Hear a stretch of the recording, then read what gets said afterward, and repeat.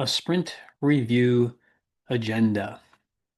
Before we even get to the sprint review, there are some things that the product owner and the rest of the team should be thinking about and preparing for.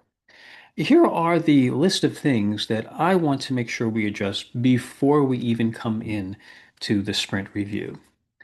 Are all team members aligned on whether or not we have actually met the acceptance criteria and the definition of done? If they're two separate things, we'll have another discussion about how acceptance criteria fits into the definition of done.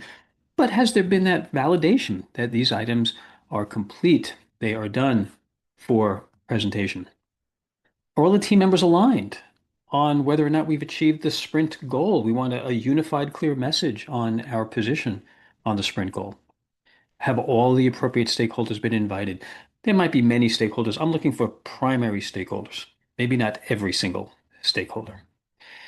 I also have found it helpful before the sprint review that the product owner or the Scrum Master has sent a reminder email to those primary stakeholders, and it could include a high-level list of deliverables that are expected to be shared at that upcoming review. In some cases, you have multiple stakeholders, and on particular sprints, there are particular items they're interested in, and in other sprints, there are items that they have no interest in. So it's good to know ahead of time. The team members should know which deliverables they are responsible to present. Now, I think you know how I feel about this. I prefer that our developers are the ones that are actually presenting. I think the people that built the result, built the increment, are the best people to share the increment.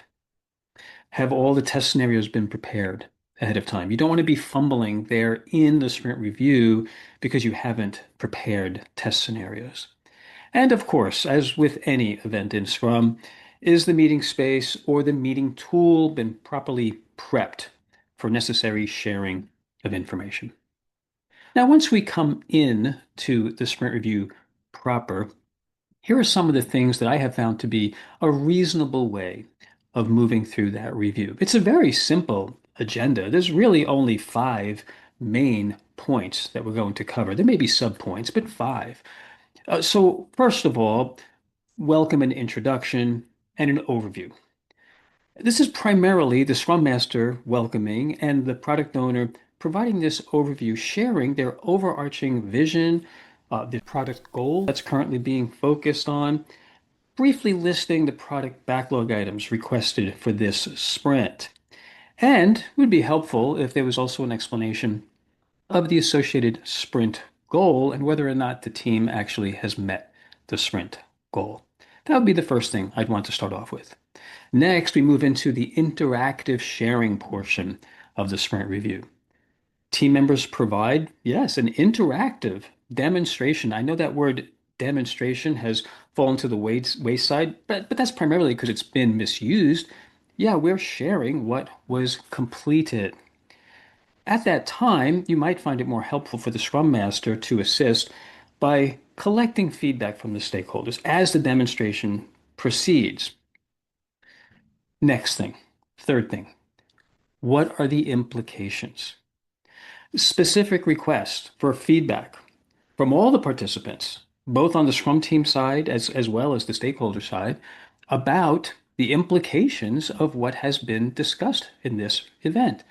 What does the future look like? Conclusion, primarily led by the product owner. Final thoughts. The product owner summarizes the feedback collected, shares possible evaluation consequences about what's going to come next.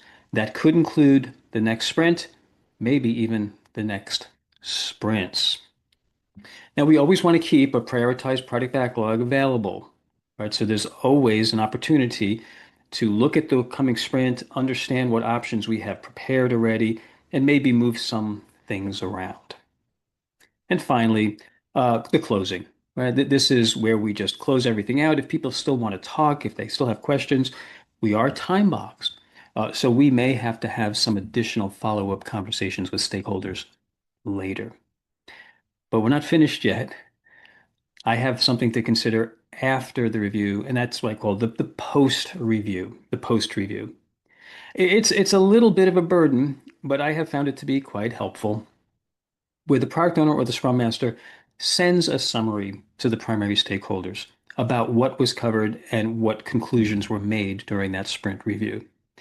It also could be a good incentive to encourage your stakeholders who are not participating to send this note to them and say, hey, I'm really sorry that you couldn't make it. You missed some really good interactive discussions. Here's some things that you missed. Hope you can make it to the next one. Now, as with all our agendas, you don't have to follow what I just described. You can come up with your own agenda or not have any agenda at all and just walk in and make it completely informal. I believe to be a good facilitator, you want to have some proper expectations set and some good control of the flow of the discussion.